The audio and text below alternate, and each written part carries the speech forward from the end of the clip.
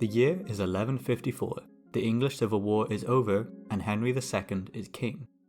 For almost the past 20 years, the kingdoms of Wales have benefited from their neighbours being completely distracted by their own internal affairs. The apex of Welsh power had occurred a century ago, when Gruffydd ap Llywelyn, King of the Britons, conquered all of Wales. However, repeated attacks on the English had restricted his realm to the north of the country. This new distraction would provide ample opportunity for many of the Welsh leaders to regain their power, including the focus of this video, Owain ap Gruffydd, more commonly known as Owain Gwynedd.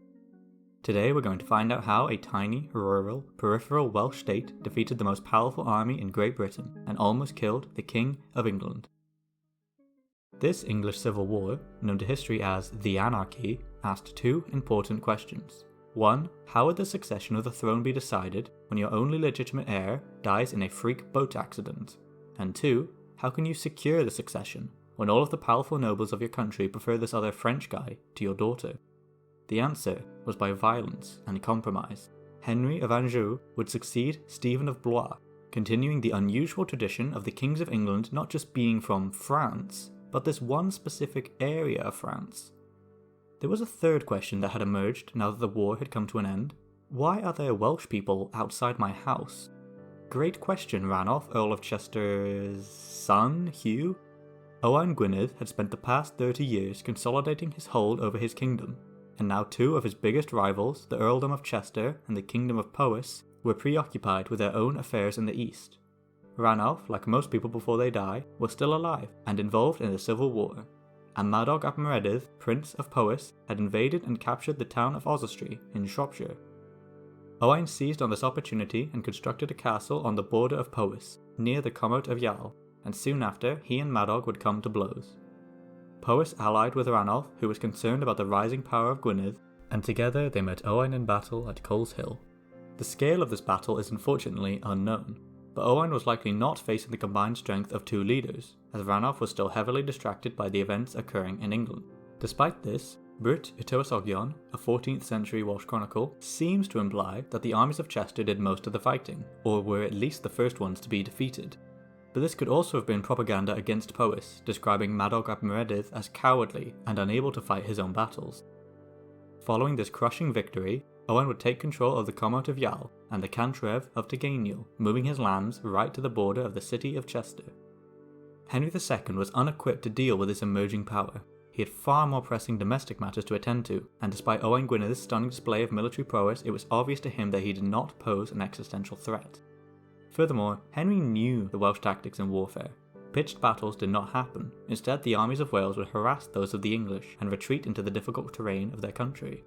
By 1157, Henry had secured his own state, and at the Council of Northampton, a royal expedition was finally formalised to deal with these Welsh excursions.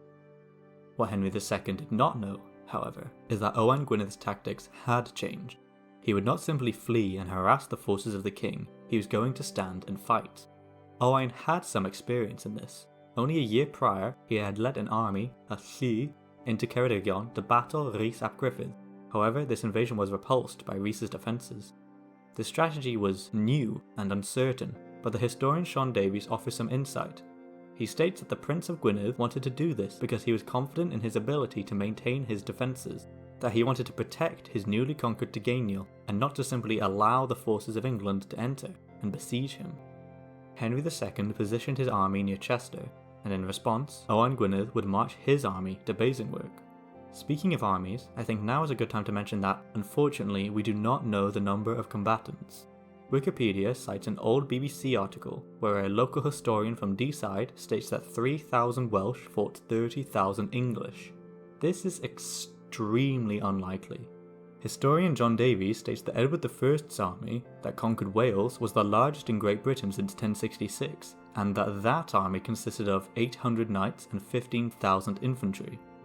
Henry's forces were certainly greater than Owain's. One version of Brut y Tywysogion states that the English army outnumbered the men of Gwynedd 10-1, but it's hard to trust a source that could easily be trying to exaggerate the prowess of Owain.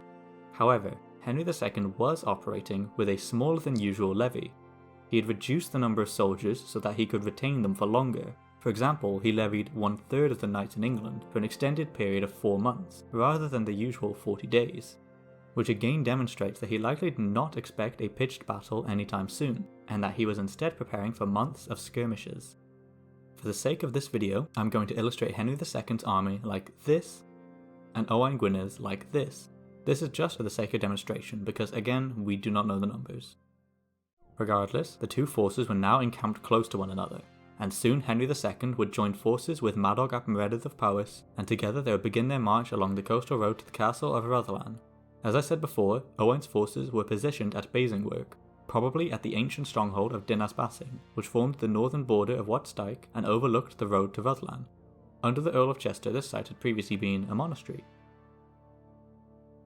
Owain wanted Henry to make a frontal assault on the stronghold, and he had prepared this position by constructing ditches, fosse, and laying out pointed stakes to deter the English cavalry, like the ones that would later be used at Agincourt. Additionally, his flanks were protected, to the right by an ocean and a ravine, and to the left by dense woodland, called either Ewloe Wood or the Woods of Hawarden.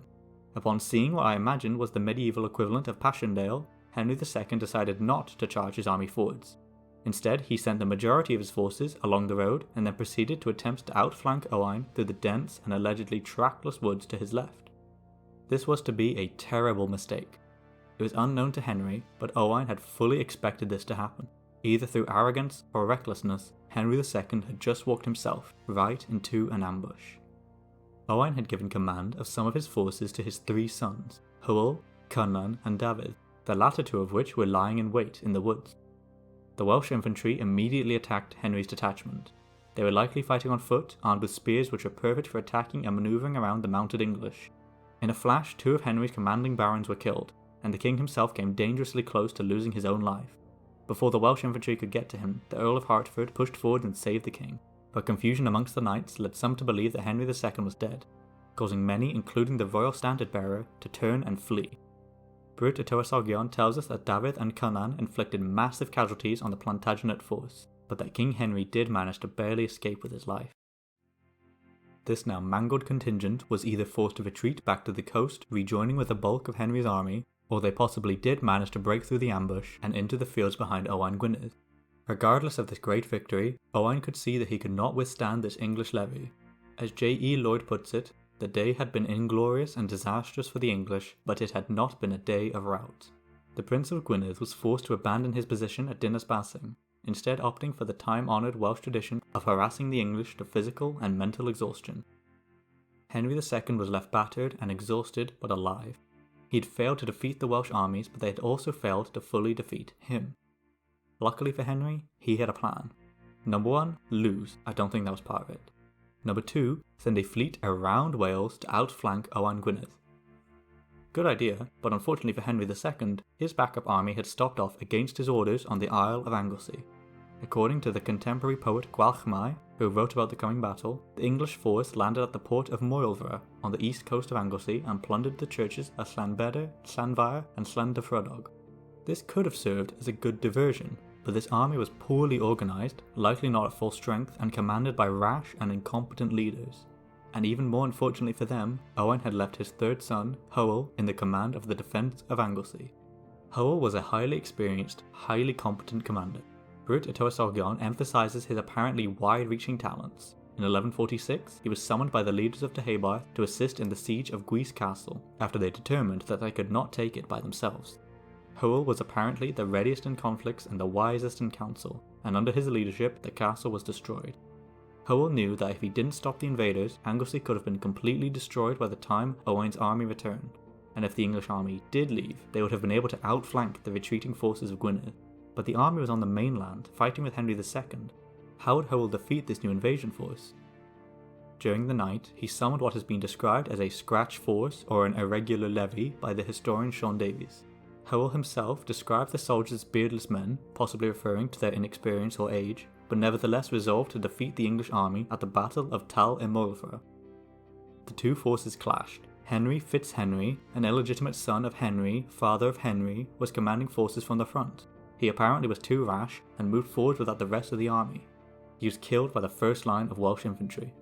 Hywel's irregular forces managed to hold the line against the English knights, and Brut y Tywysogion records that almost all of the officers in the Plantagenet army were killed, and that the English soldiers retreated according to their accustomed manner. with many of them drowning while attempting to escape to their ships. The authors of Brut y Tywysogion would later write that this destruction was brought on by God as vengeance for burning the Welsh churches. According to the poet Gwalchmai, the Menai Strait was so filled with blood that the tide would not go out. And Hywel ab Owain in his victory wrote his own poem, describing how his beardless warriors caused 1,000 soldiers to flee into the water. Henry II probably received news of this failed invasion soon after the Battle of Basingstoke. We can't know what he was thinking when he received this news, but the defeat of his landing party, combined with the death of many of his barons and his own near-death experience, likely all contributed to his decision to make peace with Owain. The Prince of Gwynedd would cede Tygeiniol to England, the cantref that he fought so hard to protect, and with it went the castle of Rhuddlan, which now became a direct possession of the English crown, and Henry, apparently as thanks to God for saving his life at Ewloe, restored the former monks at Basingstoke to their monastery-turned-fortress.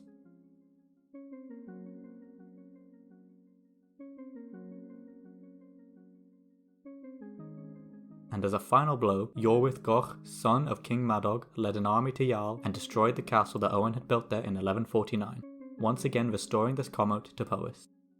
Owain ap Gruffydd, Prince of Gwynedd, put forward a bold strategy to defend his country. His cunning tactics set an ambush that almost killed the King of England, and the brilliant actions of his son Hywel defeated Henry's only chance at encircling the Welsh leader. In the end, he was forced to give up this hard-fought land, but it was not a loss and it would not be in vain. Owain lost Tygeiniol, but succeeded in keeping his independence, and in the next few years he would once again face Henry II in battle and have a new opportunity for victory. Thank you for watching.